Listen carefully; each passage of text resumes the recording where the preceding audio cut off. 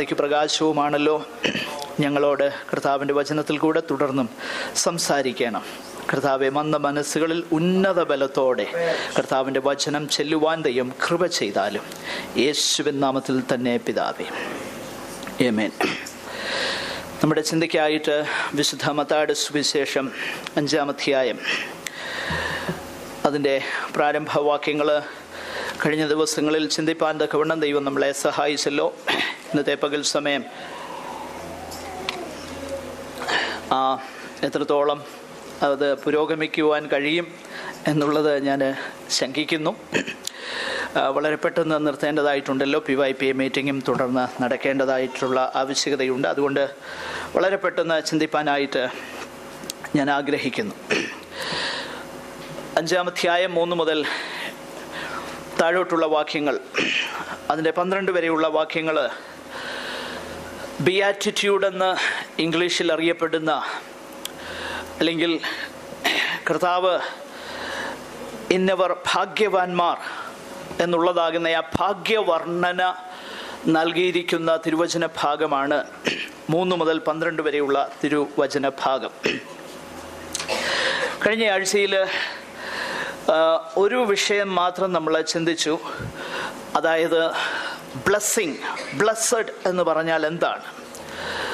അനുഗ്രഹിക്കപ്പെടുക, ഭാഗ്യമായിരിക്കുക, സന്തോഷമായിരിക്കുക എന്നൊക്കെ പറഞ്ഞു കഴിഞ്ഞാൽ എന്താണ് ദൈവത്തിൻ്റെ വചനം അർത്ഥമാക്കുന്നത് എന്നുള്ളത് കഴിഞ്ഞ ആഴ്ചയിൽ ചിന്തിപ്പാനും ധ്യാനിപ്പാനും ദൈവം നമ്മളെ സഹായിച്ചു. ഇന്ന് ഞാൻ ചിന്തിക്കുന്നത് കഴിയുമെങ്കിൽ ആത്മാവിലുള്ള ദാരിദ്ര്യ അവസ്ഥയെക്കുറിച്ച് ചിന്തിപ്പാനായിട്ട് താല്പര്യപ്പെടുന്നു. എന്നാൽ അതിനു മുൻപായിട്ട് ചില കാര്യങ്ങൾ പറയേണ്ടതായിട്ട് ഉണ്ട്.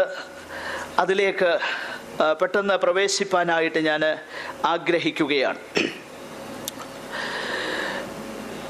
ഈ വേദഭാഗം 5-ാമത്തെ അധ്യായത്തിൽ ഈ തുടർന്നുള്ളതാകുന്ന തിരുവചന ഭാഗം നമ്മൾ ചിന്തിക്കുമ്പോൾ പ്രധാനമായിട്ട് ചില വിഷയങ്ങൾ അതിനോടുള്ള ബന്ധത്തിൽ നമുക്ക് മനസ്സിലാക്കേണ്ടതായിട്ടുണ്ട്. അത് മറ്റൊന്നുമല്ല, ആ വേദഭാഗത്ത് കർത്താവ് വാഗ്ദത്തം ചെയ്യുന്നതാകുന്ന അനുഗ്രഹങ്ങൾ എന്താണെന്നുള്ളത് കഴിഞ്ഞ ആഴ്ചയിൽ ചിന്തിച്ചു. എന്നാൽ ഇന്ന് നമ്മൾ ചിന്തിപ്പാനായിട്ട് ആഗ്രഹിക്കുന്ന വിഷയം, ആ അനുഗ്രഹങ്ങൾ പ്രാപിക്കുന്നത് അതാർക്കാണ് ദൈവം ആ അനുഗ്രഹങ്ങൾ നൽകുന്നത്? ആ കാര്യത്തെക്കുറിച്ച് നമുക്ക് കാണുവാൻ തക്കവണ്ണം കഴിയുന്നുണ്ട്. പ്രിയമുള്ളവരെ, ഈ തിരുവചന ഭാഗം ചില വ്യക്തികൾ ആത്മാവിൽ ദരിദ്രരായിരിക്കുന്നു, ചില വ്യക്തികൾ, ചില ശിഷ്യന്മാർ ദുഃഖിക്കുന്നവരായിരിക്കുന്നു, ചിലർ സൗമ്യതയുള്ളവരായിരിക്കുന്നു. അങ്ങനെ വ്യത്യസ്തമാകുന്ന നിലയിൽ കൃപാവരങ്ങളെ പോലെ ചിലർക്ക് ചില വരങ്ങൾ നൽകിയിരിക്കുന്നത് പോലെ അല്ല ഈ വേദഭാഗം ദൈവമക്കളോടുള്ള ബന്ധത്തിൽ കർത്താവ് പറഞ്ഞിരിക്കുന്നത്. എല്ലാ ശിഷ്യന്മാർക്കും, എല്ലാ ദൈവമക്കൾക്കും അവരൊരുപോലെ അനുഭവിക്കേണ്ട, അല്ലെങ്കിൽ അവരുടെ സ്വഭാവം ആയിരിക്കേണ്ട പ്രത്യേക ഗുണങ്ങളാണ് ഈ വേദഭാഗത്ത് നമ്മൾ കാണുന്നത്. സ്തോത്രം. കഴിഞ്ഞ ആഴ്ചയിൽ അതിനോടൊക്കെയുള്ള ബന്ധത്തിൽ പല കാര്യങ്ങൾ നമ്മൾ ചിന്തിക്കുകയുണ്ടായി. അതുകൊണ്ട് ആ വിഷയങ്ങൾ പിന്നെയും ആവർത്തിക്കേണ്ടതായിട്ടില്ല. എങ്കിലും ആ കാര്യങ്ങൾ കേൾക്കുവാൻ കഴിയാതെ ഇരുന്നവർക്ക് ഇത് ഗ്രഹിപ്പാൻ ഒരു പക്ഷേ അല്പം ബുദ്ധിമുട്ടുണ്ടാകുമെങ്കിലും ദൈവത്തിൻ്റെ പരിശുദ്ധാത്മാവ് നിങ്ങളുടെ ഹൃദയങ്ങളിൽ പ്രകാശനം നൽകട്ടെ എന്ന് ഞാൻ പ്രാർത്ഥിക്കുന്നു. ഈ 3-ാമത്തെ വാക്യം നമ്മൾ വായിക്കുമ്പോൾ തന്നെ ആദ്യമായി നമ്മുടെ വാഴ്ത്തപ്പെട്ടവനാകുന്ന കർത്താവ് പറയുന്നത്, ആത്മാവിൽ ദരിദ്രനായവൻ അല്ലെങ്കിൽ ദരിദ്രരായവർ ഭാഗ്യവാന്മാർ, സ്വർഗരാജ്യം അവർക്കുള്ളത്. ഒരു പ്രത്യേകമാകുന്ന ഗുണവിശേഷണത്തെ കുറിച്ച് പറഞ്ഞിട്ട് അതിന് പ്രതിഫലമായി ദൈവം നൽകുന്ന അനുഗ്രഹത്തെക്കുറിച്ചും കർത്താവ് പറയുന്നു. ഈ വേദഭാഗത്തിന്റെ സമാന്തര വേദഭാഗമാകുന്ന ലൂക്കോസിന്റെ സുവിശേഷം നമ്മൾ ശ്രദ്ധിച്ചാൽ അതിൻ്റെ 6-ാം അധ്യായം 20-ാമത്തെ വാക്യത്തിൽ നമ്മുടെ കർത്താവ് പറയുന്ന വാക്കുകളെ ലൂക്കോസ് രേഖപ്പെടുത്തിയിരിക്കുന്നത്, ശിഷ്യന്മാരോട് കർത്താവ് പറയുന്നത് ഇങ്ങനെയാ: ദരിദ്രരായ നിങ്ങൾ ഭാഗ്യവാന്മാർ. എന്തുകൊണ്ടാണ് ഈ രണ്ട് വേദഭാഗങ്ങൾ തമ്മിൽ അല്പം പാഠഭേദമുള്ളതുപോലെ തോന്നുന്നത്?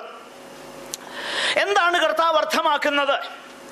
കർത്താവ് ദാരിദ്ര്യം ഒരനുഗ്രഹിക്കപ്പെട്ട അവസ്ഥയായിട്ട് പറയുകയാണോ? നിശ്ചയമായിട്ടുമല്ല. യേശു കർത്താവ് ഇവിടെ പറയുന്ന വാക്കുകൾ ഭൗതിക തലത്തിലുള്ളതാകുന്ന കാര്യങ്ങളല്ല. നേരെ മറിച്ച് ആത്മാവിൽ ദരിദ്രനായവൻ ഭാഗ്യവാൻ. പ്രിയമുള്ളവരെ, നമ്മുടെ വാഴ്ത്തപ്പെട്ടവനാകുന്ന കർത്താവിനോട് എപ്പോഴും തന്നെ അനുഗമിച്ചവരാകുന്ന ആ വലിയ പുരുഷാരവും അല്ല, അവിടുന്ന് മരുഭൂമിയിൽ പിശാചിനാൽ പരീക്ഷിക്കപ്പെട്ട സന്ദർഭങ്ങളിലും എപ്പോഴും ഉണ്ടായിരുന്നതാകുന്ന ഒരു വലിയ പോരാട്ടമെന്നുള്ളത് ഭൗതികമാകുന്ന വിഷയങ്ങളുടെ അടിസ്ഥാനത്തിൽ കാര്യങ്ങൾ ചെയ്യുവാനുള്ളതാകുന്ന ആ വലിയ പ്രലോഭനം പിശാച് എപ്പോഴും കൊണ്ടുവന്നു.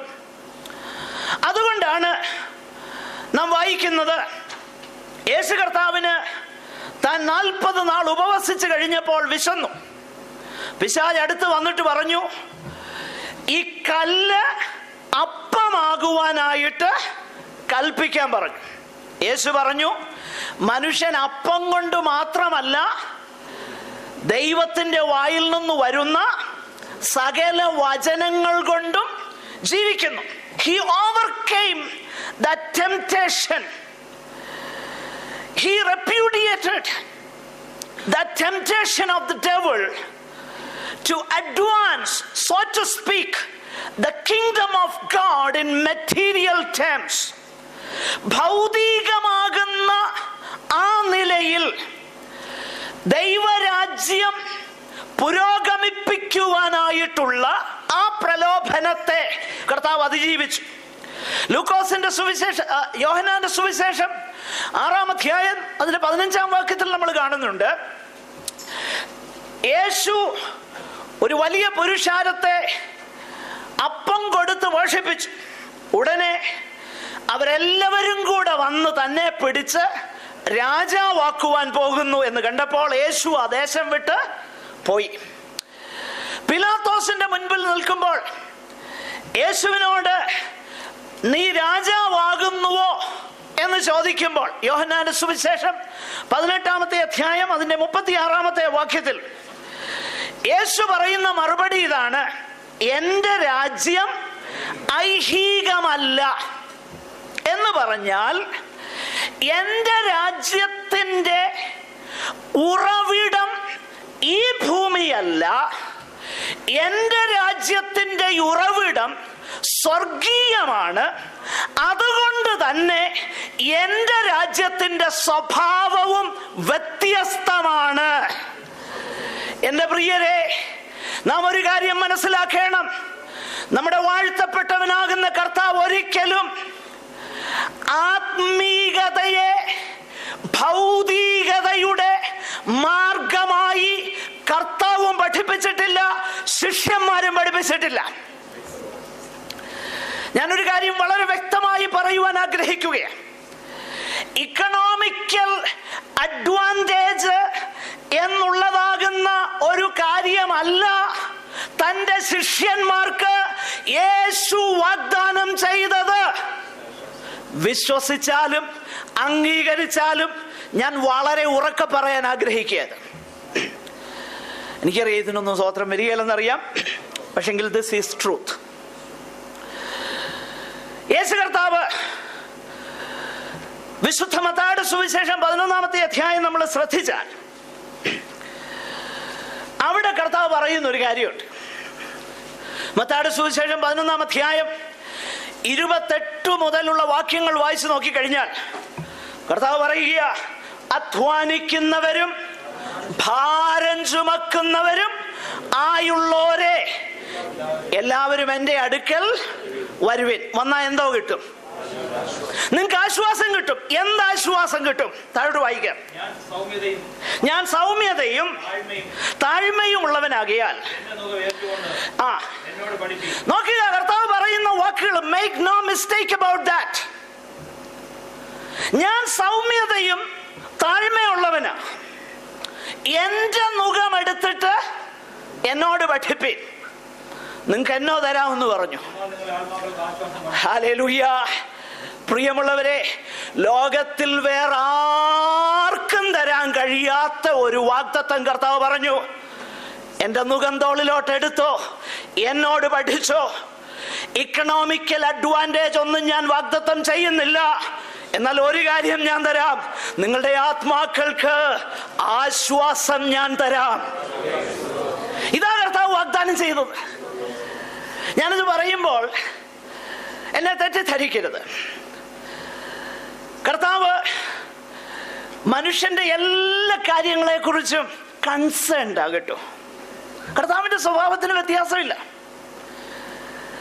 ജനം 3 ദിവസം തൻ്റെ കൂടെ ഇരുന്നപ്പം ശിഷ്യന്മാരെല്ലാം കൂടെ വന്ന് പറഞ്ഞു, 3 ദിവസമായിട്ട് ഇവരിയ്ക്കുന്നു, അവർ വിശന്നിരിക്കുക, നീ അവരെ പറഞ്ഞയക്കണം. ഉടനെ കർത്താവ് പറയുന്നൊരു കാര്യം, അങ്ങനെ പറഞ്ഞയക്കുകയൊന്നും വേണ്ട, അവർ വഴിയിൽ എന്ത് ചെയ്യുമെന്നറിയോ? തളർന്നു പോകും. അതുകൊണ്ട് നിങ്ങൾ എന്ത് ചെയ്യണം? അവർക്ക് ഭക്ഷിപ്പാനായിട്ട് കൊടുക്കണം. അപ്പൊ അതിൻ്റെ അർത്ഥം, യേശു കർത്താവിന് നമ്മുടെ വിശപ്പ് വരെ അറിയാമെന്ന് സാരം. മനസ്സിലാകുന്നുണ്ടോ? കർത്താവിന് നമ്മുടെ വിശപ്പ് അറിയാം, കർത്താവിന് നമ്മുടെ ദുഃഖം അറിയാം, കർത്താവിന് നമ്മുടെ വേദന അറിയാം. ഇതിനെക്കുറിച്ചെല്ലാം കർത്താവ് നമ്മളെക്കാൾ അധികം നമുക്ക് വേണ്ടി വിചാരപ്പെടുന്നവനാ.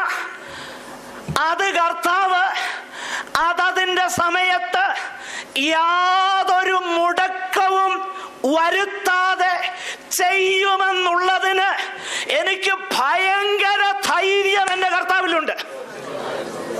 ഭയങ്കര ധൈര്യമുണ്ട്. എന്നാൽ കർത്താവിനെ അന്വേഷിക്കുന്നത് അതിനു വേണ്ടിയിട്ടല്ല. നിത്യതയാ വലുത്, ദൈവരാജ്യമാ വലുത്. ഹല്ലേലൂയ. ദൈവ ഇഷ്ടം ചെയ്യുന്നതാണ് നമ്മുടെ ലക്ഷ്യം. ഇതിന് യാതൊരു മാറ്റവുമില്ല. എൻ്റെ പ്രിയരെ, നിങ്ങൾ എൻ്റെ ഒപ്പം ഒന്ന് ചിന്തിച്ചേ. നിങ്ങൾ ഈ ഉപദേശിക്ക് എല്ലാ ആഴ്ച ഇതേ പറയാനുള്ളൂ. എൻ്റെ പ്രിയരെ, ഞാൻ എങ്ങൊന്നും കൊണ്ടുവരുന്നതല്ലിത്. ഈ പുസ്തകത്തിൽ ഇതാ ഉള്ളത്.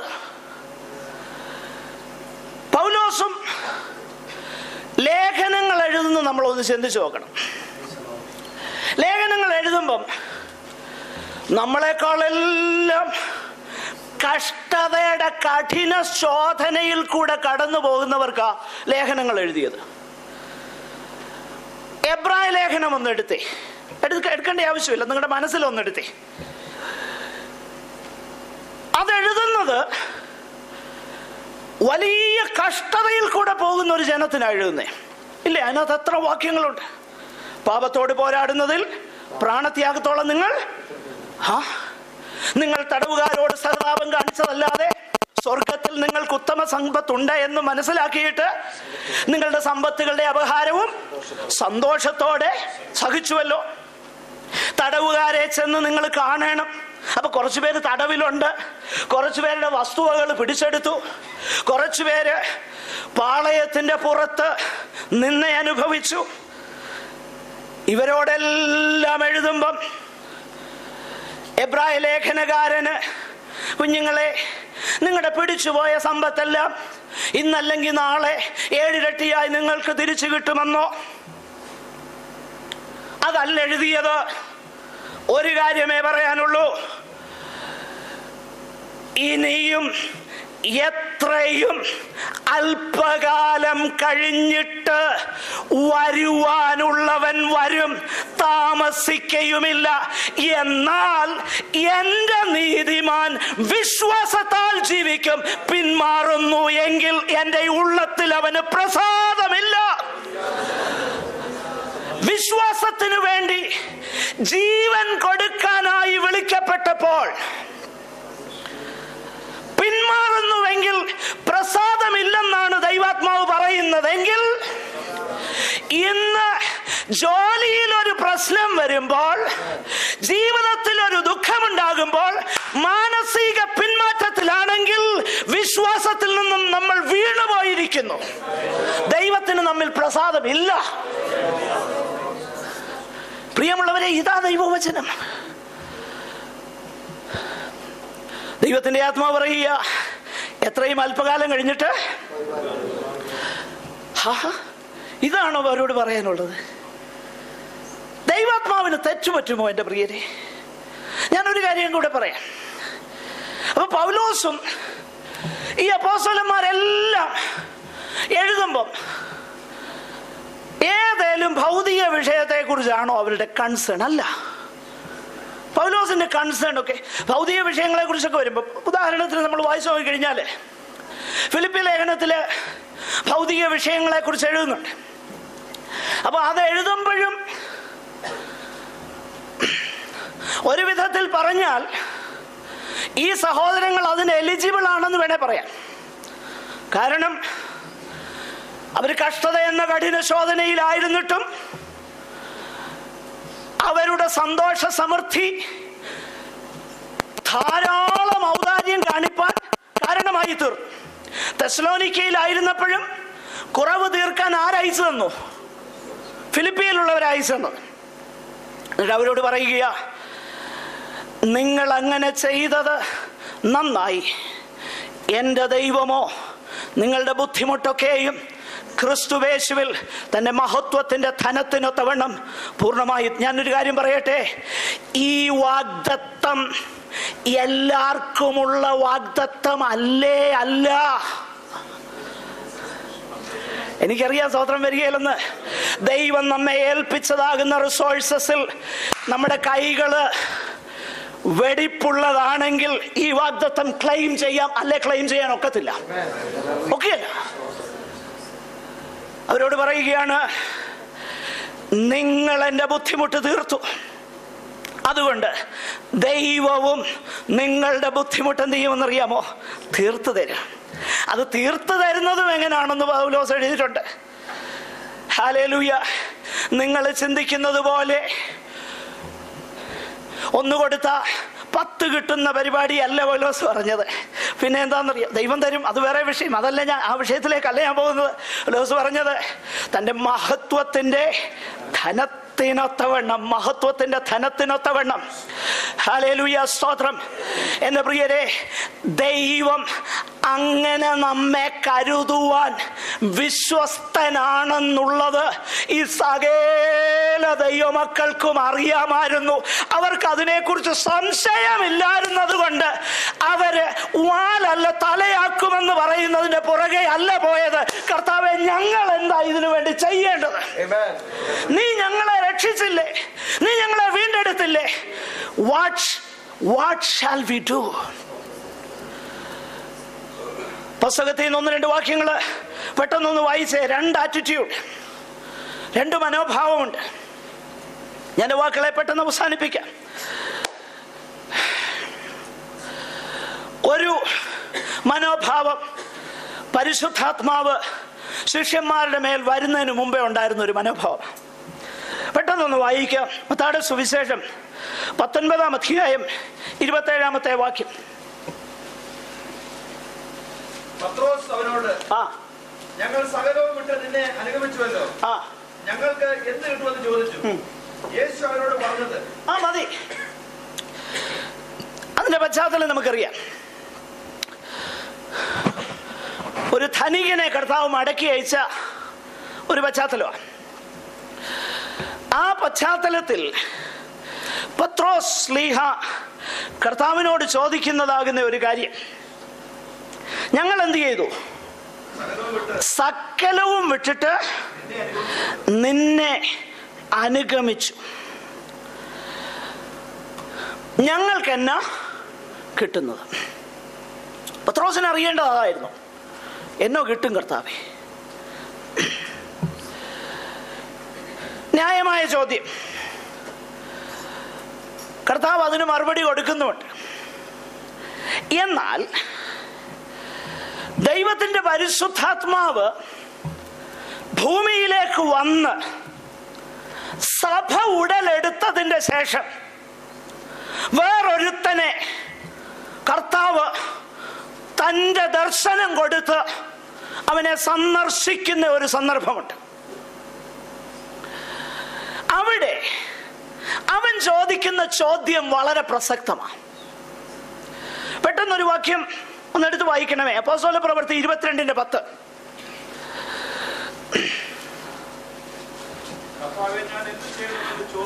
നോയിക്കേ,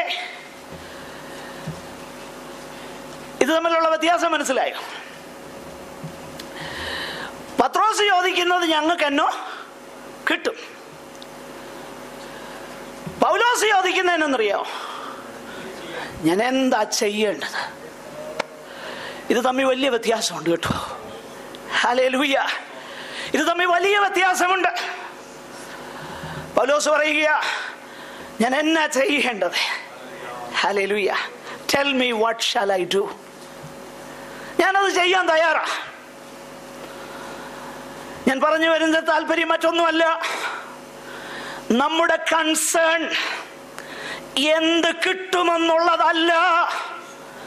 എൻ്റെ കർത്താവിന് വേണ്ടി, എൻ്റെ പൊന്നു കർത്താവിന് വേണ്ടി, എനിക്ക് വേണ്ടി രക്തം ചിന്തിയവന് വേണ്ടി, ലോകത്തിൽ ആരും എന്നെ സ്നേഹിക്കാതിരുന്നപ്പോൾ, ആരും കണ്ടെടുക്കാനായിട്ട് എൻ്റെ പാപത്തിന്റെ കുഴഞ്ഞ അവസ്ഥയിലേക്ക് വരാതിരുന്നപ്പോൾ, എൻ്റെ അവസ്ഥയിലേക്ക് വന്ന എൻ്റെ കർത്താവിന് വേണ്ടി ഞാൻ എന്താ ചെയ്യേണ്ടത്? Tell me Lord. ഞാൻ എന്നാ ചെയ്യേണ്ടത്? പ്രിയമുള്ളവരെ, നമ്മുടെ മനസ്സിലെ ഭാരങ്ങളൊക്കെ അങ്ങ് മാറ്റിക്കളയണം. ഞാൻ ഒരിക്കലാ ഈ പറയാൻ പോകുന്ന കാര്യം നിങ്ങളോട് പറഞ്ഞതാണ്, എങ്കിലും ഞാൻ ആവർത്തിക്കുകയാണ്. കാരണം നമ്മുടെ വാഴ്ത്തപ്പെട്ടവനാകുന്ന കർത്താവ് പോലും പ്രാധാന്യമുള്ള വിഷയങ്ങൾ ആവർത്തിച്ച് പറഞ്ഞിട്ടുണ്ട്. ഞാൻ ഈ പറയാൻ പോകുന്ന കാര്യം എന്നോട് പറഞ്ഞ ഒരു സ്നേഹിതനുണ്ട്. അദ്ദേഹം മലയാളിയല്ല, മറാഠിക്കാരനാണ്. ഇന്ത്യൻ റെയിൽവേസിലെ ഒരു TTR ആയിരുന്നു. കർത്താവ് തന്നെ വിളിച്ചപ്പം ജോലി രാജിവെച്ചു ഇറങ്ങി. അദ്ദേഹം മഹാരാഷ്ട്രയിലുണ്ട്. ആ പ്രിയപ്പെട്ടവൻ, അദ്ദേഹത്തിന്റെ കുടുംബമൊക്കെ ഞാൻ ശുശ്രൂഷിക്കുന്ന സഭയിലെ മെമ്പേഴ്സായിരുന്നു, ശുശ്രൂഷിച്ചുകൊണ്ടിരുന്ന ആ പ്രിയപ്പെട്ടവൻ ഒരിക്കൽ എന്നോട് പറഞ്ഞ കാര്യം ഞാൻ ഇന്നും മറന്നിട്ടില്ല. അദ്ദേഹം പറഞ്ഞത് ഇങ്ങനെയാ: ദൈവവചനം പഠിക്കാൻ അദ്ദേഹത്തിന് ഭയങ്കര താല്പര്യം. മിക്കപ്പോഴും എൻ്റെ അടുത്ത് വരും, വചനത്തെ കുറിച്ച് ഡിസ്കസ് ചെയ്യും. എൻ്റെ കൈവശമുള്ള പുസ്തകങ്ങൾ എടുത്തുകൊണ്ട് പോകും, വായിക്കും, പഠിക്കും. ഒരു ദിവസം വന്നപ്പം ഈ വിഷയങ്ങളെ കുറിച്ച് ഇങ്ങനെ സംസാരിച്ചപ്പോൾ ആ പ്രിയപ്പെട്ടവൻ എന്നോട് പറഞ്ഞ ഒരു കാര്യം ഞാൻ ഒരിക്കലും മറക്കത്തില്ല. അദ്ദേഹം പറഞ്ഞ ഇങ്ങനെയാ: പാസ്റ്ററേ, ഇസ്മയേലിന്റെയും ഇസഹാക്കിന്റെയും സ്റ്റോറി അറിയാമോ? അറിയാം. അബ്രഹാമിന്റെ ജഡപ്രകാരമുള്ള സന്തതിയായിരുന്നു ആര്? ഇസ്മയേൽ. എന്നാൽ വാഗ്ദത്ത പ്രകാരമുള്ള സന്തതി ആരായിരുന്നു? ഇസഹാക്കായിരുന്നു. അദ്ദേഹം പറഞ്ഞത് ഇങ്ങനെയാ: ഇസ്മയേലിനു വേണ്ടി അബ്രഹാമിന് കരുതാൻ കഴിഞ്ഞതിന്റെ മാക്സിമം എന്തായിരുന്നു എന്നറിയോ? എന്തായിരുന്നു? ഒരു തുരുത്തി വെള്ളം. കുറച്ച് കഴിഞ്ഞപ്പം വെള്ളം പറ്റി ആകെപ്പാടെ പ്രയാസമായി. പക്ഷെങ്കിൽ ദൈവം എന്ത് ചെയ്തു? മരുഭൂമിയിൽ നീരുറവിനെ തുറന്നു. അപ്പോൾ അദ്ദേഹം പറഞ്ഞത് ഇങ്ങനെ, ഇസ്മയേലിനെ കുറിച്ച് അദ്ദേഹം അതിനെ മനോഹരമായിട്ട് അപ്ലൈ ചെയ്ത് എനിക്ക് ഭയങ്കര സന്തോഷം തോന്നി. അദ്ദേഹം പറഞ്ഞ ഇങ്ങനെയാ, അയ്യോ നമ്മുടെ ഈ ജഡത്തിന്റെ സന്ധാരണത്തെ കുറിച്ച് എന്തിനാ നമ്മൾ ഈ ഭാരപ്പെടുന്നത്? നമുക്ക് എന്നോ കരുതാൻ കഴിയും. 10 ലക്ഷം രൂപ ബാങ്കിലുണ്ടെങ്കിലും 15 ലക്ഷത്തിന്റെ ചികിത്സ വേണ്ട ഒരു അസുഖം വന്നാൽ എന്തോ ചെയ്യും? എത്രത്തോളം കരുതാൻ പറ്റും? കരുതാൻ കഴിയുമോ? എന്നാൽ ദൈവം കരുതിയാൽ മനുഷ്യൻ കരുതുന്നത് പോലെ അല്ല. സ്തോത്രം. ദൈവം കരുതുവാൻ വിശ്വസ്തനാണ്.